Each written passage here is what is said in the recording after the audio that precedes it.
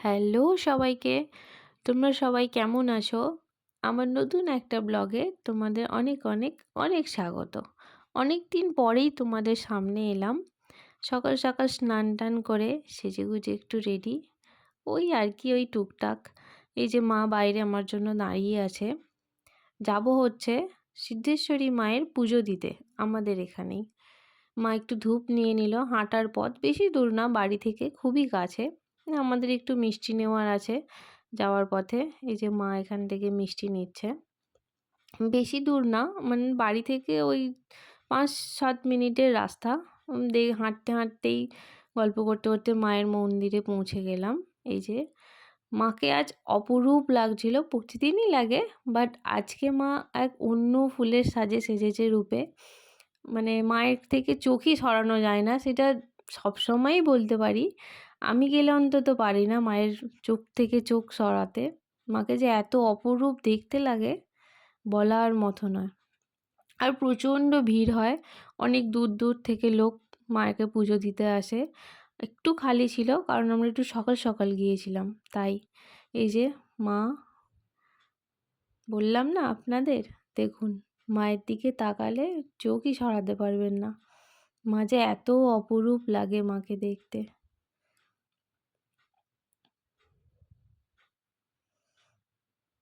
চলুন এবার আপনাদের একটু ক্লোজে দেখিয়ে দিই মায়ের মুখটা। দেখেছেন মাকে কি অপরূপ সুন্দরী লাগছে। চলুন এবার বাকি মন্দিরটা আপনাদের ঘুরিয়ে দেখাই। এই যে এখানে আছে দুই বাবা।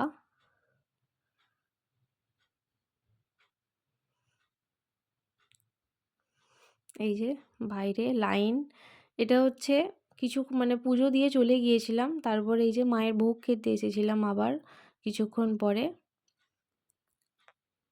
এই যে মায়ের ভোগ দিয়ে দিয়েছে। এখানে প্রচুর প্রায় ৫-৬ হাজারের বেশিরও লোক এখানে খাওয়া দাওয়া করে, আমি ঠিক জানি না অনেক। আর প্রচণ্ড গরম ছিল, বাড়ি ফিরে এসেছি। এই যে এইসব গুছিয়ে এবার আলমারিতে ঢোকানোর পালা। আর কিছু শপিং করেছিলাম আগের দিনকে, তো সেটাই চলো তোমাদের দেখাই। গরম পড়ছে তো কিছু সুতির শাড়ি নিয়েছিলাম। এই যে অরেঞ্জ কালারটা দেখতে পাচ্ছ, এটা নিয়েছি আমার শাশুড়ি মায়ের জন্য।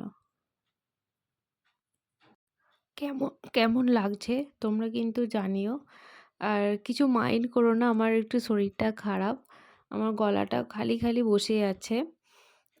ওই যা হয়, একটু ঠান্ডা লেগেছে এই ওয়েদারে, ঠান্ডা গরম ওয়েদারে।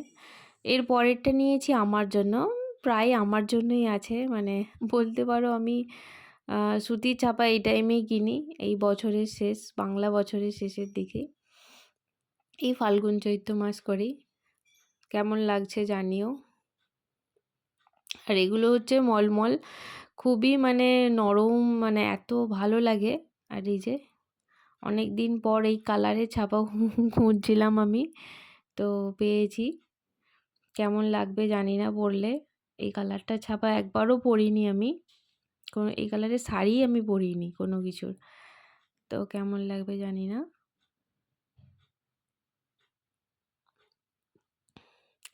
আপনার তোমাদের কেমন লাগলো আমাকে জানিও অবশ্যই। নেক্সট এই যে ব্ল্যাকের ওপরেই মনে হয় দুটো নিয়েছি। এটা হচ্ছে ওই যে পুরীর যে কটকি শাড়ি হয় না, সেই রকম শাড়ির স্টাইলেই ছাপাটা। ভালো লাগলো ওই জন্যে নিলাম এটা। তোমাদের কেমন লাগছে অবশ্যই জানিও। আমার তো দারুণ লেগেছে। তবে এর পরেরটা যেটা আছে সেটা জাস্ট অনবদ্য, আমার তো অনবদ্য লেগেছে, কারণ আমি এটা অনেক দিন থেকে খুঁজছিলাম। ব্ল্যাকের ওপর হোয়াইটের কাজ করা কিছু। আমার হাসিটা দেখেই তোমরা বুঝতে পারবে যে আমি কতটা হ্যাপি এটা তোমাদের দেখানোর জন্য, বা আমিও যখন পরবো এটা, আমার মানে এত পছন্দ হয়েছে বলার মতো নয়। আমি একটু ব্ল্যাক পরতে একটু ভালোবাসি, ব্ল্যাক স্কাই এগুলো। তো এরপর দেখাবো একটা কার্পেট বসা টসার জন্য। আমি টিউশন করি তো, বাচ্চারা আসে পড়তে পড়তে বসে, তো সেই উপলক্ষে একটু নেওয়া। তোমরা বলো কেমন হয়েছে।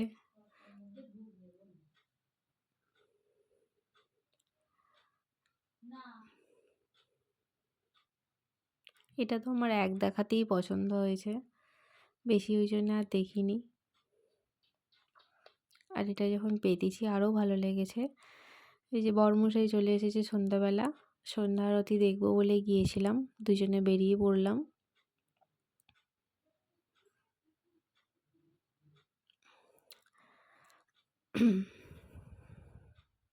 সকালে তো ডিউটি বেরিয়ে গিয়েছিলাম, এবার বাড়িতে এসে বললো চলো একটু পুজো দিয়ে আসি, ধূপবাতি দিয়ে আসি। এই চলো। এই যে আমি ধূপবাতি জ্বালছি। আমার তো ভালোই লাগে মায়ের মন্দিরে বারবার আসতে, আমি না বলি না। চলো, এই যে মাকে একটু ধূপবাতি দিয়ে নিচ্ছি। সন্ধ্যা আরতি আমরা যখন গিয়েছি মোটামুটি সন্ধ্যা আরতি প্রায় শেষ হয়ে গেছে, মানে শেষের পথেই হয়েই গিয়েছিল। আমার তো টিউশন ছিল, টিউশন থেকে এসে তারপরে গেলাম, তো আমার অনেক দেরি হয়ে গেছে।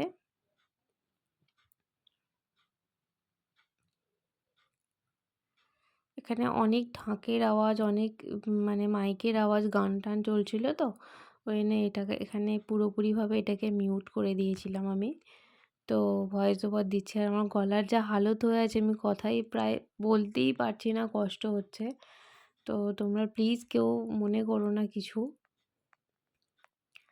ভালো লাগলে ভিডিও অবশ্যই একটু লাইক করে দিও। এই যে এটা হচ্ছে আমাদের কৃষ্ণ ঠাকুর।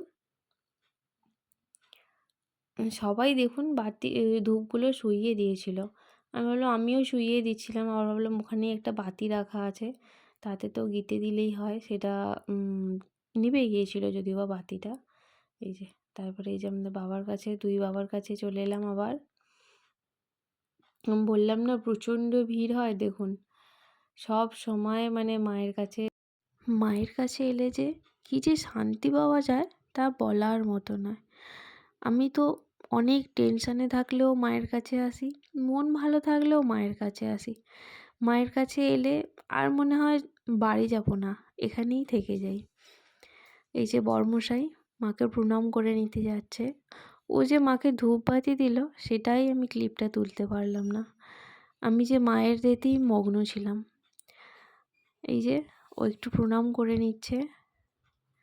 তো তোমাদের ভিডিওটা কেমন লাগলো অবশ্যই জানিও।